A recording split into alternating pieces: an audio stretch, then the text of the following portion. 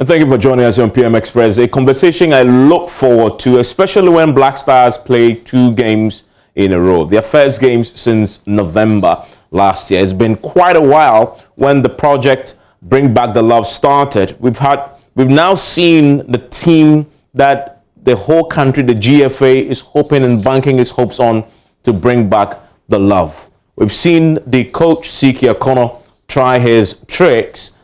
It's time to assess whether we've seen enough to be hopeful that the love indeed can be rekindled. And so we are looking at the Akonnor revolution tonight. Where is the progress? If you've watched the 2 games we played, against Mali, of course, against Qatar, did you see enough signs in there to make you want to believe again in the Black Stars? We're going to look at that. But this conversation is a journey, has it not been? It's been 38 years since Ghana won the Africa Cup of Nations. That's one of the statistics one stat that we keep repeating. In 1982, and this is just to put us in context, when Cameroon won their first title at the time we had won our last of our 14 titles, our 4 titles. I mean, if you put in that background and then see what happens if you fast track to what we are talking now. Today, Cameroon has won 5 titles between 1984 and 2017. They've surpassed us when at the time that they were winning their first, we had long gone ahead of them to win even more. Egypt, in comparison, also in 1982, had only won 2 titles, but today Egypt is credited with 7 titles also. You see why football has been such a big deal for people all the way to now when it comes to Ghana, because of the Black Stars' ability to mesmerize and dazzle and win a lot, and they carry the soul of this country. The key thing to note, though, is that Ghana now cannot lay claim to being a football giant in Africa when a trophy has not been won in close to 40 years. And that is where I guess it gets interesting now, because if you look at the statistic in terms of the sheer number of coaches that we've had from 2006 to 2020, we've had 6 coaches in all. Avram Grant, top class rated coach in the Premier League, went to the Champions League final, lost to my beloved Manchester United. This is a coach with pedigree, failed to deliver anything of substance. Kwesi Appiah came on the scene, failed as well. We've had Ratimer Djokovic, also failed. Milovan Rajvac also failed, etc. I mean, we've tried everything, thrown the kitchen sink at this. We've gone for the top ranked coaches in the world, the top rated Avram Grant to the Kwesi Appiahs of this world, where people questioned their record, and nothing we've tried in terms of coaching has succeeded. I mean, it's just one of those areas that beats your imagination. So what really has been the problem over the years? And yet the trophy continues to elude us with all the investment that we've done in the coaches. The key question then becomes, if you look at Akonnor, in the light of all the coaches that I've just outlined for you, can Akonnor succeed where several others have failed? For example, the others that I've talked about, and many on that list that are far more qualified than him. And so it begs that question. He has played 2 games so far, so we know he's won 1, he's lost 1, and so his 50% record, it's not something that you can bang your hopes on. But he is superintending also. Maybe you could say this is the mitigating factor. Superintending a largely new crop of players. That's not all. There's a lot new with Ghana football. A lot of what we're seeing now. Much of Ghana football right now is pretty untested as well. We have a new coach, many new players, new management, new FA. The key question that you all have to answer is, are we measuring the progress so far? Because this is important. You remember when you used to be in love with Ghana football and the Black Stars? Everything seemed all right when they won. Nothing else mattered. We've forgotten about how important that has been for us growing up and for a country's economy, selling. It's been the best advert for us. And so each time, every now and then, I mean, after almost a year since we kicked football, when we've kicked it twice in 2 games, you need to have a conversation just so that we can track whether we're making progress or not. Tonight, we're going to do that. I'm joined on a Zoom shortly by the spokesperson for the Ghana Football Association, who will join us. He's still with the team outside the country. Will join us on Zoom shortly. We'll also be speaking tonight with two of my colleagues who will be analyzing this one. We want to stay with us. We'll return from the break. We'll get into the details.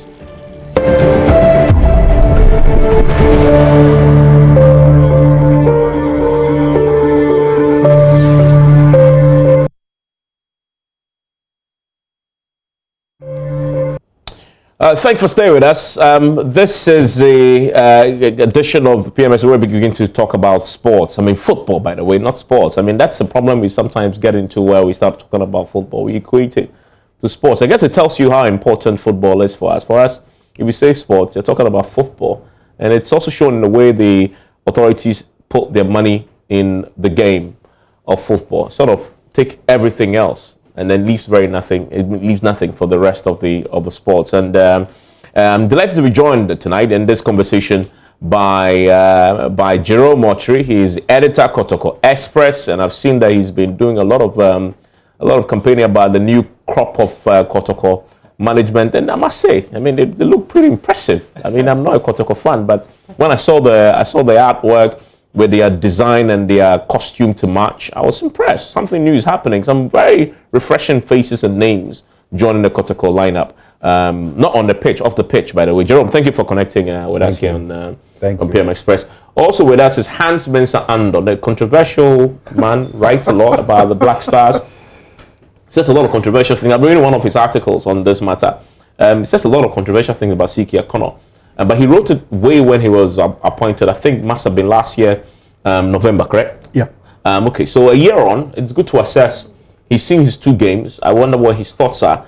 But also, a former colleague of ours who is now the spokesperson for the Ghana Football Association, he's a communications director for the GFA, Henry Asantichu, is joining us tonight via Zoom all the way from Turkey, where the team had just finished doing the job of beating Qatar 3. And that excited a lot. 5-4. 5. Yes, absolutely. I mean, the last time I was watching, I watched them to 3. And I said, oh, I mean, we've won. And I left and I came back and I didn't follow up again. But that, I guess, is where we start this conversation. Henry, so tell me, that win was emphatic. Coming on the back of the defeat to Mali, how much is the FA reading into that result, for example, in measuring the progress you're making in bringing back the love? Well, thank you very much, Evans. Thank you to the team. Thank you to Ghanaians who are listening and watching at this particular moment. It is 12 midnight in Antalya in Turkey. Feels good to be speaking to you around this time. Well, you cannot talk about the game against Qatar without also looking back to look at what happened against Mali. Mm-hmm. I think we were awful. We were in tatters in that first game against the Malians. We did not play well. There was no proper cohesion. The team did not gel. A lot of things did not work to the good of the Black Stars on that fateful day. We lost to one of the fastest growing teams on the African continent. They are doing well now with a blend of young and old, experienced players and some of the young players who are coming through the ranks. And so on Friday, it was not the best of outputs from the Black Stars. We lost by 3-0. And that was a wake-up call to the technical team, the playing body, and then the management team as well. I know for a fact that a number of meetings were held after that defeat to the Eagles of Mali.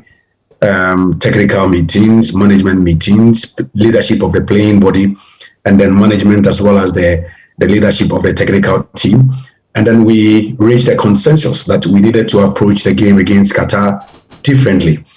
We thought the Qatarians would come into the game as champions of Asia.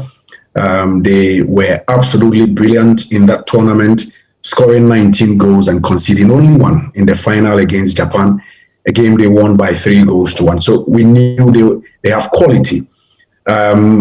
They seem to, come across as a team that is investing, that is now on a growth path, knowing very well that they are hosting the next World Cup. So it was an opportunity for the coach to once again go out there and prove something to the rest of the world. Fortunately, the players came to the party. I think it's one of the best games that I've seen the Black Stars play in recent months. They played well. They were good, cohesion-wise. They were very compact. In terms of ball possession, I think we were brilliant. We created a number of chances, hitting the side post, hitting the crossbar, and eventually we scored 5. So I think it's a big relief for the technical team that at least it didn't start well, but they have something to be proud of as we prepare to play against Sudan next month. Okay, I mean, so that, I guess, is an assessment, the FA's assessment of that particular game. And a quick reaction to all of you and your colleagues in the studio with me, Jerome Mochiri and Hans Mensah Andor. Jerome, so you agree with the assessment of the game, that particular game? Yes, I think to a large extent, Henry has said everything. The first game was bad. Yeah. I mean, all of us saw it.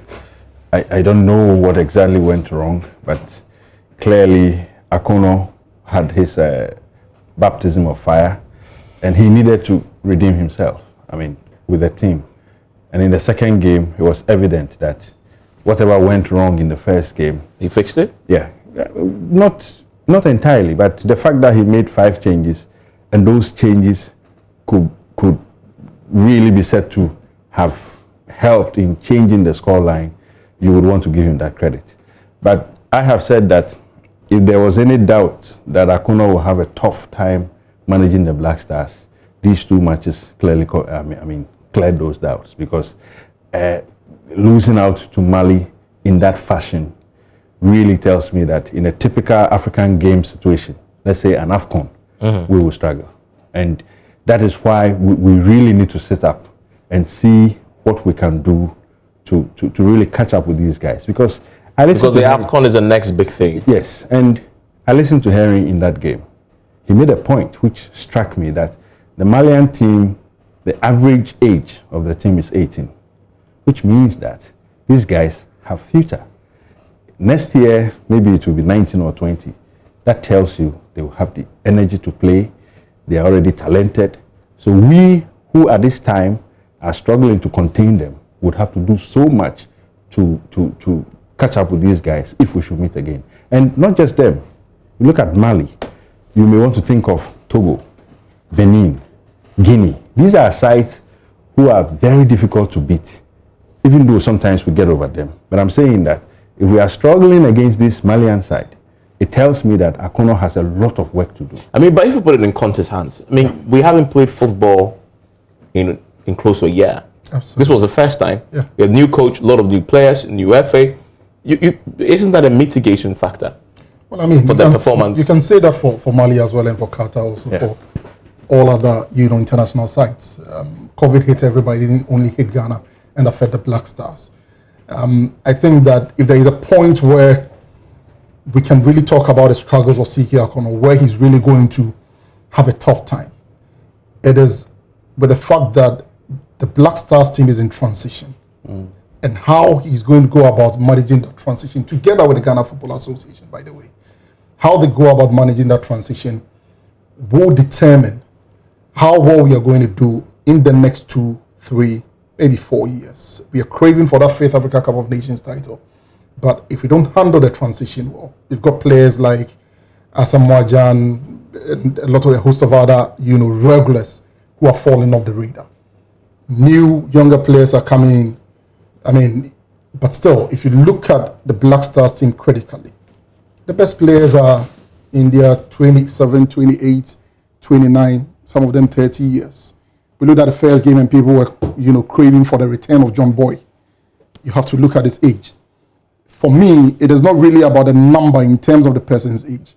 It is about the output. I always make a point that if somebody is 90 years old and his club form suggests that he can do a job for the national team, by all means, call the person up. But we need to handle the transition well. It's something we've struggled with. One of the rare moments where we had it right, it culminated in us making it to our first FIFA World Cup. Now, let me take you back. The Under-17 of 1999. We handled the transition quite well. They went to the Under-20 in 2001. Okay, by 2002, some of them have started making their way into the senior national team. By 2003, a few more of them. We didn't qualify for the 2004 AFCON in Tunisia, but it was a blessing in disguise because we had time to really prepare the team. By 2005, we had a team ready, which had a call from the 2001 Under-20 World Cup. They made the final. Derek Boateng, Sule Ali Muntari, John Painter, John Mensah, Michael Essien. They were all in the team that qualified Ghana to the FIFA World Cup. So, if we handle the transition well, we should be able to challenge for the AFCON, not in 2021. When people talk about the 2021 AFCON, look, I tell them it's more impossible than it is possible because you have to look at the team dynamics. So the struggles really for CK Akonnor is how this transition is handled. Again, we haven't had great youth teams in the last, 5-6 years. And so that's where we should be very strong. Exactly. That's also presents, another problem for CK Akonnor. What talents are coming? Which pool of talent is he going to be selecting from? That is a real challenge. Yeah. Which players are replacing the Samoa Johnson, the Sule Muntaris, and co? We'll get to go to the new crop of players we have now. But Henry, I wonder, how is the FA measuring progress? Because this is a new FA. You have a lot of, much of what we have is new. You have a new coach, several new players that you brought on. You've had 2 games to assess where you are. You're obviously happy with the second, and because lessons have been learned. But how are you measuring the progress? Are you happy with the progress you're making so far? Well, Evans, we are not just happy with the second game. We are happy with both games. As far as the FA is concerned, we decided to honor these 2 games for a particular reason, because the team had been dormant since November last year. The opportunity to play the AFCON qualifiers in March did not come off because of COVID. We have a new coach. We have a new backroom staff. The coach is trying to stamp his authority on the ground. He wants to get off and running. He wants to introduce a new philosophy. He wants to get the chance to meet his players and have a first-hand information on how they behave on and off the pitch. And there was always that temptation that you give him the opportunity to have all this. Now, as at July, when we were, looking at teams to play in October, it didn't look good, but we did not give up. We kept on searching. As at September, we had 4 teams in mind, and then 2 of them pulled out because they were not willing to travel to Turkey to play the game. They wanted us to come to France. But eventually, we settled on Mali and Equatorial Guinea. Unfortunately, just as we confirmed the 2 games, Equatorial Guinea also pulled out, and we needed to look for a second team. Then Qatar came knocking, and we confirmed to play the Qatarians in our second friendly game. So you look at all these factors, you look at how the team performed in the first game, you look at how the team performed in the second game. I did mention earlier that there were a number of meetings before and after the first game against Mali. The FA president took time to speak to these players, give them the new direction that the FA wants to go, made them believe that indeed we will depend on them. We will depend on these players to make history. If things will go well, it depends on them. It does not mean that this will be the final squad.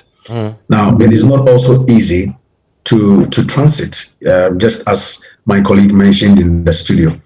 In the last 4 or 5 years, we have struggled to build formidable youth sides. He made mention of 2001, and indeed that is true. He made mention of 1991, and that Jones Atulifio team in 1999 was absolutely magnificent. At some point, Coach Afrani was sports for choice to the extent he left home Stephen Odro, Ishmael Ado, Don Bote, and still went to Argentina to finish second at the Under-20 World Cup. In 2002, in Mali, we were also sports for choice to the extent Coach Osamdodu decided to leave out Charles Amoa, Stephen Beidu, Augustin Ahimfo, CK Akonnor himself, who is now the head coach, and decided to go to Mali with a blend of young and old, with Sami Kufo and Emmanuel Dia being the only senior players at the time in the team. Had the likes of Amankwa Mriku, Emmanuel Osei Kufo, Ishmael Ado, Isaac Boache, among others in that team. So, when the foundation is weak, you will struggle at the top. And that is where we find ourselves at the moment. We haven't fared well in the last 5 years. So it means that the foundation, now the source of talent for the team has not been in place. So it means you need to start fishing out for talent, for which reason the coach decided to tour Europe. And today, I am proud to say that 3 of the players he introduced for this training camp in Mali have become household names in our football. Tariq Fosu, who played at right back against Mali, was not too good because he was played out of position. But yesterday, when he was put in his natural left wing position, he was brilliant. Scored his first goal in his second appearance. Now, Alexander Jiku, born to Ghanaian and Senegalese parents, decided to play for the Black Stars. The coach has been scouting him for the past 6 months. Yesterday, he played in defense and he was one of our star performers. He had a stellar game against the Qatarians. And then one young chap, 19 years of age, called Benson Annan, who did not play any football in Ghana, left when he was 16, plays in Slovakia, played at left back in that game against Qatar, and he was also outstanding. So I am saying that, yes, we've gotten to a point where we need to manage the transition well. But then again, the coaches or the coaching team also need to cast their net wide to identify some of these players who will readily come into the team and make a huge impression. Yeah. And that is a project we have embarked upon. You can't just build a house within a day. It will take a period of time. So gradually, we will introduce them to the team as and when they are available. We are still in talks with other players who are eligible to play for us to, buy into the concept and the idea of representing the flag of Ghana.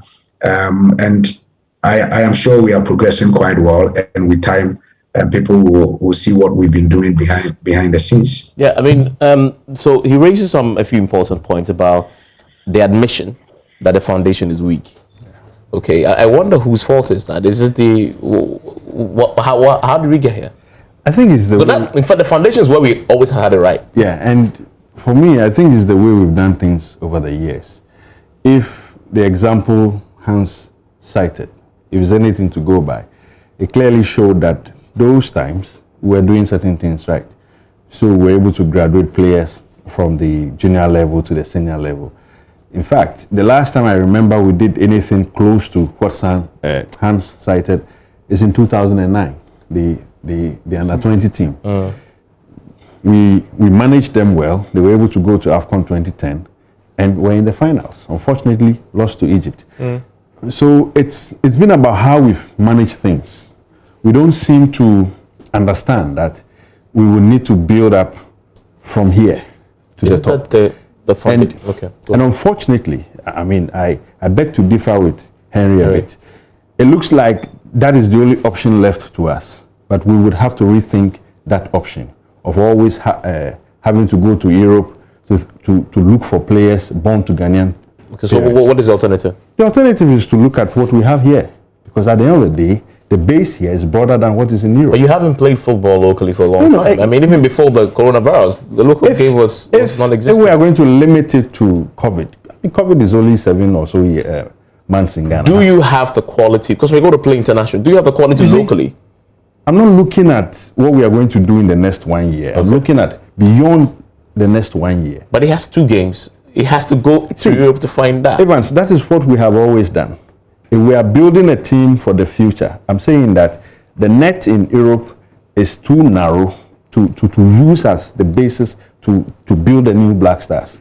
We would have to think of something more formidable. And I'm saying that let us look at home, what is available. Because whether we like it or not. The question is, what is available? When it comes to the youth teams, that's where it starts from. We mostly rely on locals. But once they go out there, whether we do well or not, we disband the team. I mean, we don't do anything to it. Till such a time, we will have to qualify again. We will tour the nation and look at what we can pick from, say, juvenile teams to form the national under-17 team. And again, if we don't qualify, the team is disbanded. Maybe the difference this time is that the FA it's looking at juvenile football differently from how we have done things previously. And I'm saying that if we do not make conscious efforts of developing the local game, I mean the base of our game from here, we will always go to Europe. And some of these players, I'm sorry to say, will come to 1-2 tournaments, they will not be called again, and that will be the end. That has been the trend. I mean, Henry talks about the fact that they're still looking, and that he says this squad you've seen may not be the... Yeah, and I'm saying that, I'm saying that approach has not helped us. Okay. I mean, Hans, so I follow football, but I must admit I'm one of those who fell out of love with the Black Stars, and we'll come to that. I'll get Henry to chip in on where they are in measuring the Bring Back the Love campaign. But for this conversation, I went to look at the players that we've been fielding the last 2 games, and I was amazed. I mean, this is the Black Stars, right? This is the Black Stars of Sule Muntari, of Michael Essien, and he mentioned some of them. I mean, no disrespect to them, but Benson played for Zelina FC. Yeah. Lumon plays for Sporting Club. I mean, yeah, Sporting Club is a decent club. Yakubu plays for Azam FC. Gideon plays for Victoria de Girmaris. I'm probably not pronouncing it well. In Portugal. Yeah. Richard Atizigi, St. Gallen, right? Yeah. I mean, Amiens. Of course, Thomas Partey is the outstanding player there. And we have the rest of them who we know, even for Ayu, Jordan, in Jordan Tree, I mean, the Pyramids FC, Al Fayal FC. What has happened to us? I mean, and I'm seriously wondering, what is it with the Black Stars now that we used to be very attractive internationally? Yeah. Thomas Partey has shown that it's possible. Yeah. Okay. But the quality of the players, the teams they're playing tells you the quality of the player. Does it not? Undoubtedly, yeah. I mean, it does. If they tell you Jordan Ayew plays for Crystal Palace, it tells. But if this is all we have, then it's really, really bad. Or currently Arsenal, it tells in his game. The others, the clubs that you mentioned, it tells in the way that they play. Ultimately, the club you play for, to a large extent, tells the caliber of player that you are. Because if you're top, you play for a top club. If you're a top club, you play for a top club. If you're not too good, you play for a not too good club. It's as simple as that. I mean, I think that there's one thing that we all agree on. We haven't done great in building the foundations of the local game. And because we haven't done that, we are looking for an alternative in getting players to play for the senior national team. I've always had a challenge. Quick fix, right? Yeah, exactly. I've always had a challenge with these, I call them bugger players. Because you see, the reality is this. If Kevin Prince-Boateng had gotten a call-up from the German national team, he would have been playing for the Black Stars. And that's a fact. If Mario Balotelli had not gotten the call-up for Italy, the likelihood is that he would have been playing for Ghana. So for a lot of these players, and I'm not saying for all of them, for a lot of them, okay, especially for those who have the option of playing for, a European side, Danny Welbeck chose to play for England. If he hadn't gotten the call-up from England, you most certainly have been playing for the Black Stars. The Black Stars often happens to be a second option. Okay? There is just a need for them to play international football because it has to be a profile. Kevin Prince-Boateng played in the World Cup because he played for the Black Stars. Okay? He cannot deny anywhere that it did not add to his value as a player. Definitely did. You understand me? So you have to look at the motivation of the players that we are going in for. Are these players who saw the Black Stars as their one and only option? Or are these players who only come to play for Ghana because they need to play international football and they need to enhance their profile as players and need to look attractive on the transfer market? Those motivations need to be analyzed. And that is why for me, I'm not comfortable with it. Look, we've got enough talent in this country, and if we do things right, okay, we'll have a conveyor belt of, talent coming through for various national teams. The challenge has always been transition. How we transition the players from under 17, under 20, under 23 into the Black Stars is what has always been the challenge. Was it 2017 under 17 in India, where Pakwesi Fabin took Mohamed Kudus and co. Kudus happens to be the only person from the 2017 under 17 team who has made his way into the Black Stars currently. were the rest of the players. How many local based players were in the team This that one? was called up recently? Because Razak Balora only signed for Santi Kodoko today. Yeah. Until today, he wasn't. yeah, a because he was player. unattached at the time that Exactly. they His announced last the player squad. was Azam in Tanzania. Yeah. Okay, so there was no local player. Goodness for me, I mean, these two assignments. And I mean, the reason is that they've not been active. In play. Yes, they've not been active because, of course, football has been suspended for, the greater part of the year. But you see, what makes me even more worried is the fact that if you look at the local game, in the last 3 years, it's been disrupted by one event or the other. Okay, we had the announced documentary coming in. The NC came in, football was halted for a very long time. They came in with the NC special competition. The league commenced, COVID comes in, it's been suspended, and then eventually was scrapped. Now we're about to begin the league again. So for the last 3 years, we haven't had a stable local competition. And this affects players. This affects anything that we are trying to build. Okay, so you can't really blame the FA because nothing is happening locally. So let me ask Henry then. Henry, so I think we all appreciate what the problem is. You articulated it quite eloquently yourself.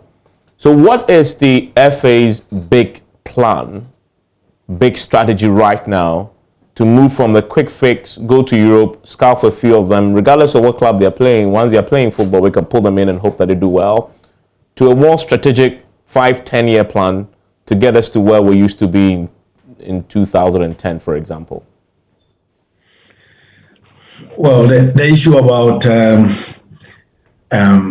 which club a player plays for at a particular time and whether he's good or not, I think it is subjective. It is subjective because, for instance, I can give you a list of players who were playing in obscure leagues in Europe before 2006, but they were in the Black Star squad. John Pinto was playing in Israel, but he was our most reliable right back. He was playing in Israel. It was after the World Cup that he earned a contract at West Ham. Struggled in his first season, later found himself at Fulham, and that went quite well for him.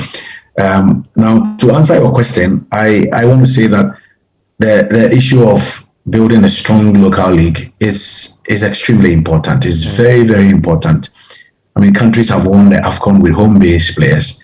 A typical example is Zambia. The Zambian team that won the 2012 AFCON in Gabon and Equatorial Guinea had players, about 5 players who were then playing for TP Mazembe in the Democratic Republic of Congo, the likes of Rainford, Kalaba, Pila, Tsunju, among others. And then they had just a handful of players who were then playing abroad with Emmanuel Mayuka, the guy who scored a goal against Ghana in the semi-finals, then playing for, I think, Southampton or so in England. He even struggled and his contract was terminated.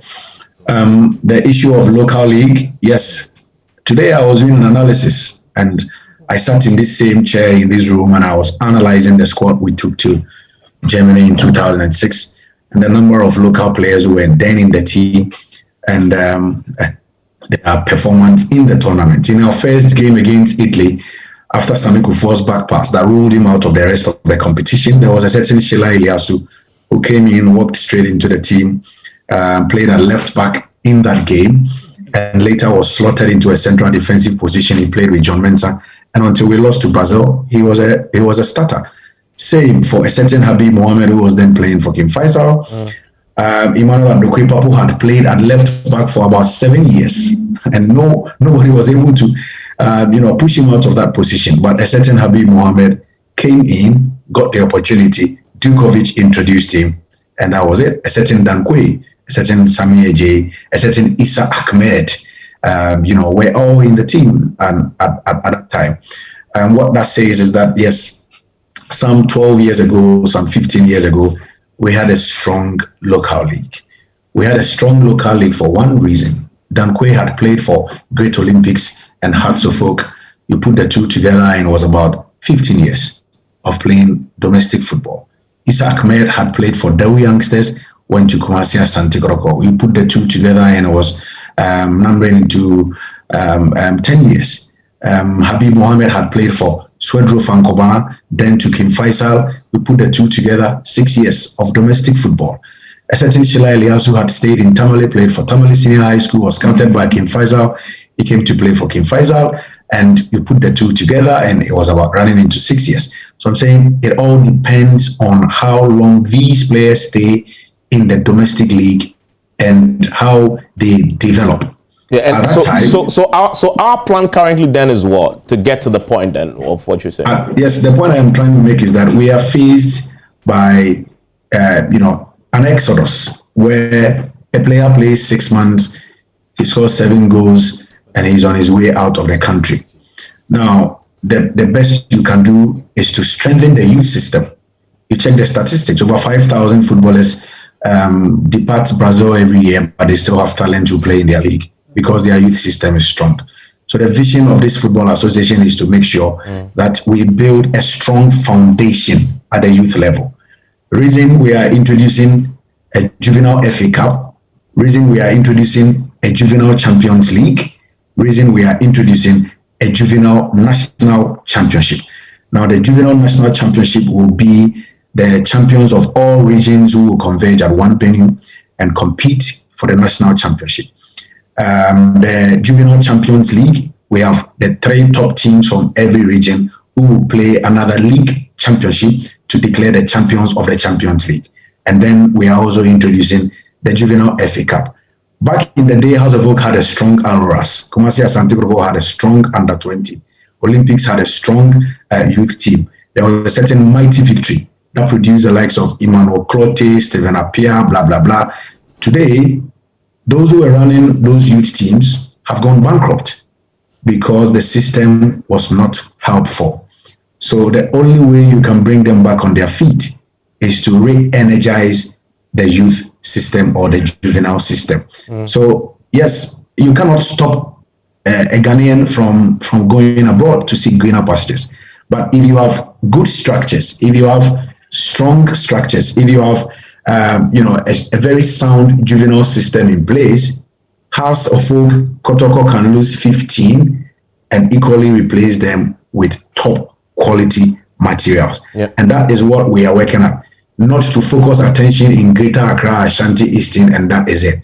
We want to give it a national focus. So we have a plan that within the next 4 years, we will have a pool of talents who will have the quality, be it U17, U18, U19. Look at this chap, this young boy, this 16-year-old boy who was playing for Kotoko. Yeah. At 16, he is able to rub shoulders with the best in the system. And it reminds me of Abedi Pele when he was 17 and he was rubbing shoulders with the best in the Black Stars. Well, where is that talent? Where is that talent now, though? Enim Kujo, he is around. He signed a short-term contract with Kumasi Asante Kotoko. It came to an end. I think Kotoko is still fighting to get his signature, but it's likely he will travel abroad. And it comes back to the issue of Jerome will tell me what that is shortly. So Evans, yes, for this administration, we want to pay attention to youth development because without it, there is no future. Yeah, I mean, stay with me. I'll come back to the gentleman in the studio for a reaction to the FA plan that they've put out. I mean, that they've just elaborated and see if that delivers that. When we return from the short break.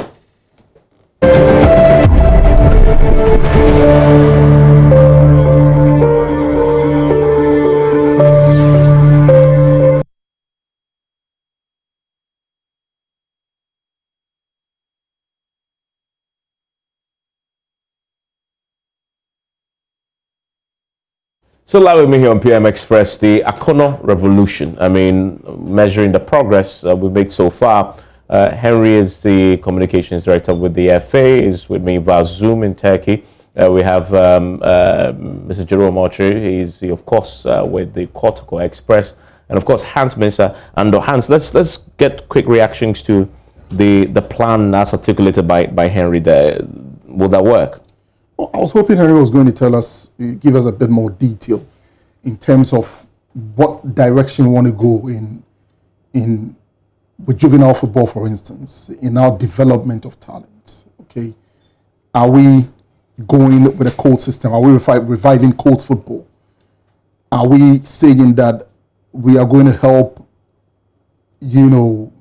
football administrators at the grassroots to be able to establish academies? Are we going to have a hybrid of the coach system and the academy system? Because that is at the heart of the problem. We are struggling to churn out players of real quality because coach football, which was our, system at the grassroots, has collapsed.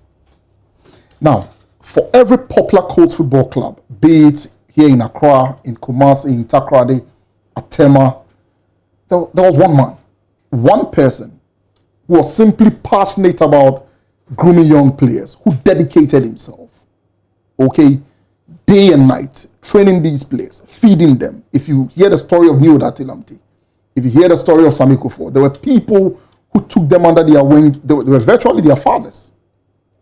Trained these boys, groomed them into the stars that they became before they started playing for Premier League clubs and all of that. Over time, what happened was that the system simply cheated these people. A lot of these people have ended up paupers. They have nothing to show for their years of passion and dedication to developing players for this country. A lot of them. You understand me? Clubs pick some of these players, they play for them, they sell these players abroad, and they don't give these people the dime. Who will continue to do such a job? Shouldn't the FA step in and occupy that space?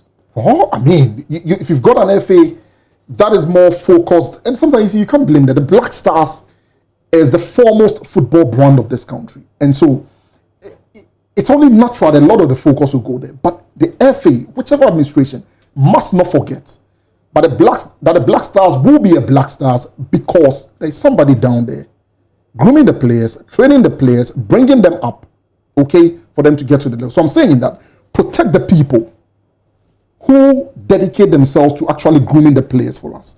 Because, if you look at our football economy, it's difficult to sustain the academy system. If you say we are going to run a proper academy system, it's really difficult. I don't know the number of people who will be able to do it. So the people who are down there, who dedicate themselves, let's have a system that protects them, that ensure that their years of labor is rewarded when these players get to the top. That is our only chance. Jerome, Henry mentioned an example of the problem. This young 16-year-old hit the scene, excited all of us. I watched him a few times. I don't know the local league, but I heard the name and I was excited because this 16-year-old doing wonders, scoring goals, etc. Kotoko, right? This is somebody who should be walking into the Black Stars with the kind of players that we have locally, right? Yeah. Because we've seen 16-year-old do wonders. But I'm told you guys are planning to sell him. Well, it's not just a decision of Kotoko because his relationship with the club has even ended. It's about those who manage him and whether or not they would want him to stay. If they would want him to stay, it means that whichever club that wants him must be ready to pay what perhaps an European club will pay. And that is a challenge. You can't do that. Yeah, because, if for instance, salary-wise, he's ready to take something around $2,000, it will be very difficult for any Ghanaian club to pay that amount of money. Now, the problem I have with the exodus of players, as Henry was mentioning, has got to do with what plans clubs themselves have to keep players. And there's none. I have not seen any. But doesn't it come down to money? Well, it does. But you see, because we are paying players 200, 500 CDs at the higher. So the issue, they will leave. Yes. So the issue will still come back to what plans do you have to keep players from leaving? Is there any? Is it the FA's job or the club's job? At that level, it's the club's job. The FA can help in certain ways, but it is purely a club business to decide how to manage your players. And I'm saying that if club football does not change, the way we are running it, the kind of people who are running it, if they do not change, it will be difficult to raise money to keep our players. And so the players will always go. And then Kujo, 16 years, shouldn't be in Europe by now. He shouldn't. I know his managers will disagree with me on this, but I'm saying that if, for instance, there's a local club that has the money, the financial muscle to say, take this and we'll keep you for 3 years, that boy will stay. But because, our clubs are more or less hopeless when it comes to even raising money to pay the small salaries they pay, then the guys will go. You put $50,000 on the table, and the talent that you think can really develop in, say, 3 years, will go, sometimes after 9 months, he gets frustrated out there and comes back home. And that talent goes waste. Imagine this. 16-year-old Matthew Nimkujo plays for Asante Kotoko, okay? He's a regular.